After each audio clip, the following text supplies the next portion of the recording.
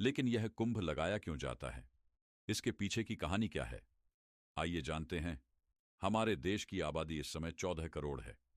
लेकिन जरा अंदाजा लगा कि आज से 200 साल पहले कितने लोग कुंभ में आते थे। साल 1796 के कुंभ मेले में 25 लाख लोगों ने संगम में डुबकी लगाई थी। उस समय इलाहाबाद पर अंग्रेजों का कब्जा था और इस मेले में आई भीड़ को देखने के बाद अंग्रेजों ने प्रयागराज में डुबकी लगाने पर टैक्स लगा दिया था। ईस्ट इंडिया कंपनी के रिकॉर्ड में हमें पता चलता है कि साल 1806 में कंपनी ने हर व्यक्ति पर 1 रुपये का टैक्स लगा दिया था और उस समय 1 रुपये में एक आदमी के पूरे महीने का जीने का खर्चा चल जाता था। पौराणिक कथाओं के अनुसार ऐसा माना जाता है कि ऋषि दुर्वासा ने सभी देवी देवताओं को श्राप दे दिया था। इससे देवताओं की शक्तियां चली गईं। देवताओं की कमजोरी का फायदा उठाकर राक्षसों ने स्वर्गलोक पर कब्जा कर लिया। फिर जब ब्रह्मा जी के पास देवताओं ने मदद की गुहार लगाई तो ब्रह्मा जी ने अमृत पान करके अपनी शक्तियों को वापस पाने की सलाह दी। लेकिन यह काम करने में मुश्किल यह थी कि उसे पाने के लिए देवताओं को राक्षसों की मदद लेनी थी। फिर देवताओं ने भी यही किया।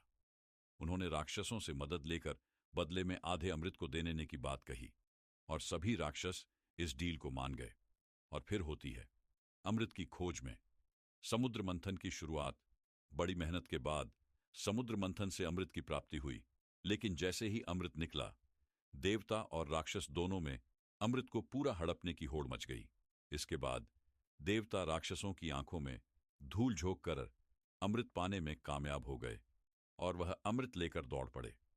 राक्षसों ने भी हार नहीं मानी और पूरे 12 दिनों तक उनका पीछा किया। इसी भागने भगाने में कलश से 4 अमृत की बूंदें स्वर्ग से धरती पर गिर गईं। माना जाता है कि यह बूंदें हरिद्वार की गंगा नदी, प्रयागराज में त्रिवेणी संगम, उज्जैन में शिप नदी और नासिक में गोदावरी नदी में गिरी थी। अब यह 4 बूंदें जहां जहां पर गिरी, आज वहीं पर कुंभ मनाया जाता है। और हर 12 साल के अंतराल में कुंभ मनाने के पीछे की कहानी यह है कि पौराणिक ग्रंथों में कहा जाता है कि देवताओं के 12 दिनों का अर्थ है मानव के 12 साल। इसीलिए हर साल 12 और 3 साल के अंतराल पर चारों स्थानों पर कुंभ मेले का आयोजन होता है।